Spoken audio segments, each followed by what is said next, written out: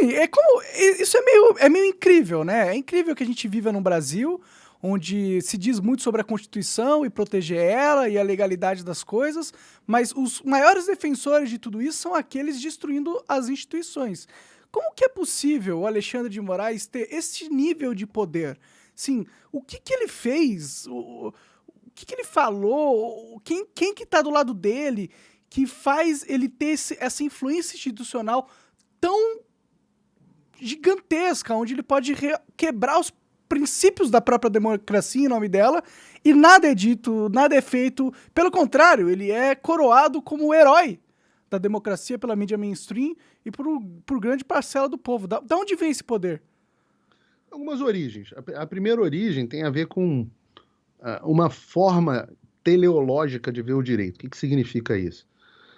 Significa o seguinte: quando um juiz, escola do direito hoje mainstream no Brasil, ela diz que quando um juiz interpreta uma lei, ele interpreta com o fim da aplicação em mente. O que significa isso? Significa que, na prática, para o direito brasileiro hoje, os fins justificam os meios. Então, se você não, o juiz ele utiliza a lei e interpreta a lei para ver como que ele pode chegar ao fim desejado, tá? Que ele quer, o fim que ele deseja? O que ele deseja. Entendi. E isso é uma verdade no Brasil que não tem a ver com ideologia. Isso é uma verdade para a direita e para a esquerda. Isso não é uma questão de direita ou esquerda. Uhum. Então você pega, por exemplo, o Sérgio Moro. Toda a direita brasileira, exceções se você me colocar à direita, bateu palma para o Sérgio Moro. O Sérgio Moro passou por cima da lei em diversos momentos. Marcelo Bretas passou por cima da lei em diversos momentos. Não estou nem falando só das coisas que foram reveladas na Vaza Jato, não. Estou falando de técnicas de tortura psicológica, prisões preventivas absolutamente descabidas, tudo isso sabendo o que estava fazendo. Vazamento de quebra de sigilo funcional, assim. Vazamento de informações, assassinato de reputação, conluio com a imprensa. Enfim, posso citar aqui inúmeros absurdos indefensáveis que o Sérgio Moro cometeu conduzindo, por exemplo, a Operação Lava Jato. E pior do que o Sérgio Moro é o Marcelo Bretas, no Rio de Janeiro, que agora tem até investigação de propina, etc. São coisas que têm que ser investigadas. Mas o Marcelo Bretas, no Rio de Janeiro, no Lava Jato do Rio de Janeiro, foi 10 vezes pior que o Sérgio Moro. E todo mundo na direita bateu palma para esses caras. Tá botando Lula na cadeia, tá botando Cabral na cadeia, tem que prender esses vagabundos. Aí você falava assim, mas e o devido processo legal? Eu tive hoje essa conversa com o Kiko, meu amigo e tatuador. E ele tava falando assim, mas se não fizesse desse jeito, não tinha outro jeito. Eu falo, é exatamente o que pensam os apoiadores do Alexandre de Moraes. Faz sentido. Falam assim, olha, ele está trabalhando para defender a democracia. Ué, mas ele para trabalhar para defender a democracia, ele vai desrespeitar a democracia. Se não for desse jeito, não tem outro jeito. Tem que botar esses bolsonaristas no lugar deles. Porque eles são uma ameaça à democracia. Ou seja, a mentalidade é a mesma. Uhum. Então, o que permite esse tipo de coisa? Uma sociedade que enxerga o direito e a aplicação da lei de forma teleológica, de forma onde os fins justificam os meios. Então, essa é a primeira coisa que sustenta esse tipo uma de crise generalizada do judiciário brasileiro, assim, desde o seu princípio até o fim. Eu tenho uma frase que eu digo o seguinte: o brasileiro não gosta de democracia. O negócio de democracia é um valor americano. Tá? O brasileiro ele quer um ditador com quem ele concorde. Uhum. Tá? O brasileiro de esquerda quer um ditador de esquerda, o brasileiro médio, né? Óbvio que isso é uma generalização. E o brasileiro de direita quer um ditador de direita. Se for lei, império das leis, devido processo legal, direito natural, tudo isso aí, para o brasileiro médio, são conceitos alienígenas. Sequer explorados por eles, né? Não, isso é coisa que está dentro da cultura americana.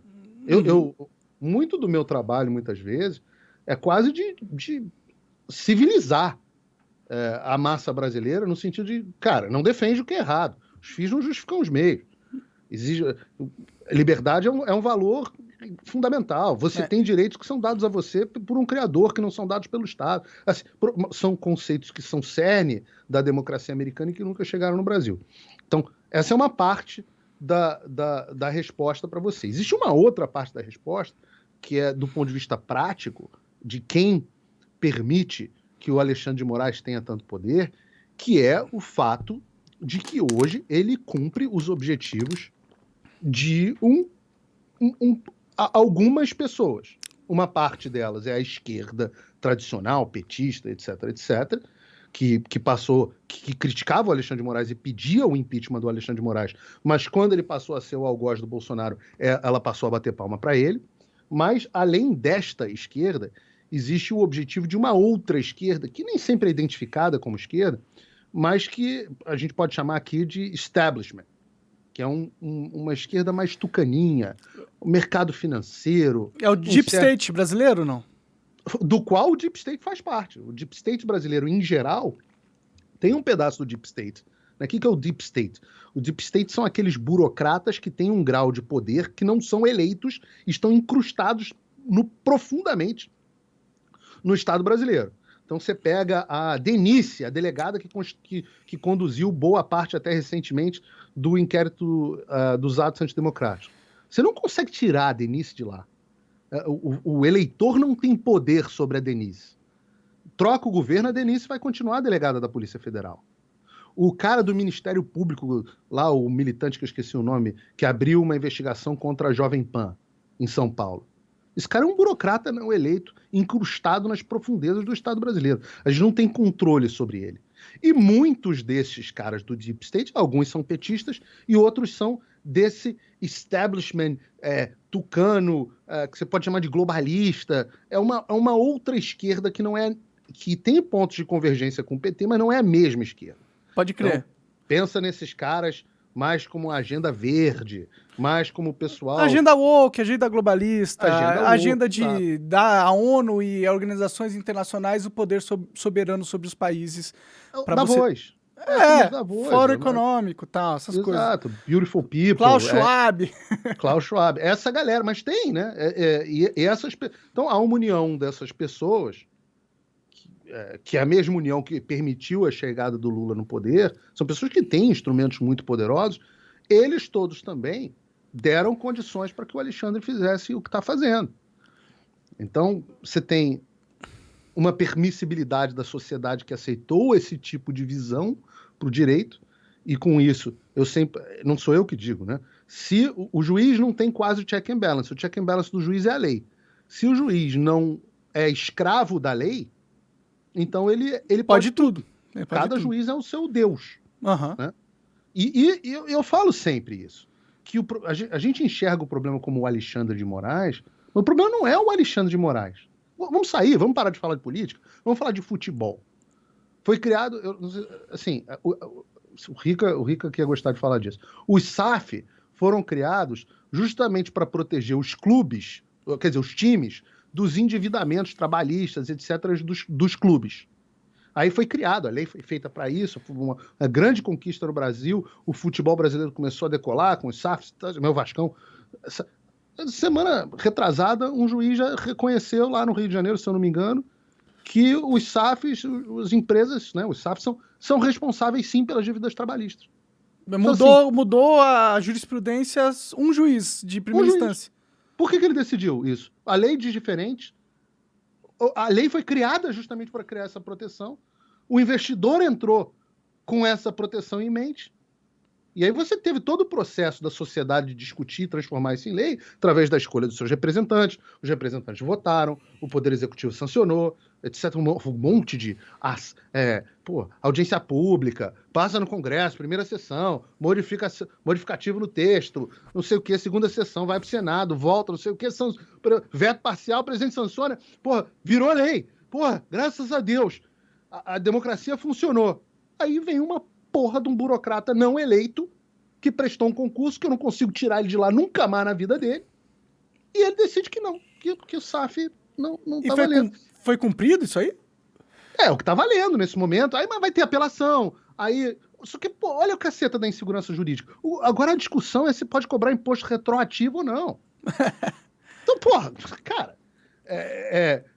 ou vale o que a sociedade determina através das leis, através dos seus representantes, ou seja, democracia, né, democracia, ou vale aquilo que o juiz, e não é só o juiz, né, porque o Ministério Público entra nesse ranço, né, o arcabouço juristocrata decide. E aí você tem um juristocracia.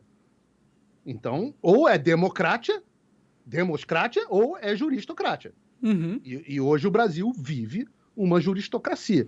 Autoritária, né? Que é pior ainda. Autoritária, porque sempre é autoritária. Não tem juristocracia não autoritária. Pode crer, faz sentido.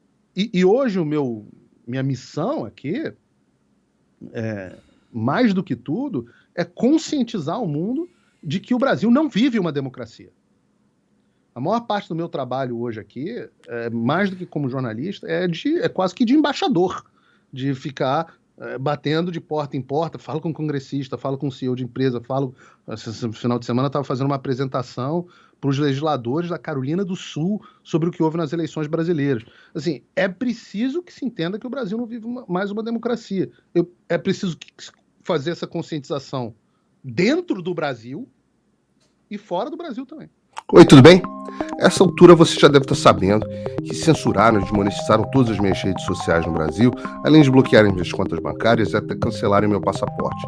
Então, se você gosta do meu trabalho e acha que vale a pena apoiá-lo para que ele continue, eu te convido para clicar no link aqui embaixo e acessar o meu Locals. Lá você tem acesso de graça a todas as minhas postagens, sem censura, mas também tem conteúdo exclusivo para membros pagos. E membros premium podem, inclusive, trocar mensagens comigo, além de outros benefícios. Dê voz a quem te dá voz, que a gente não vai parar. Obrigado.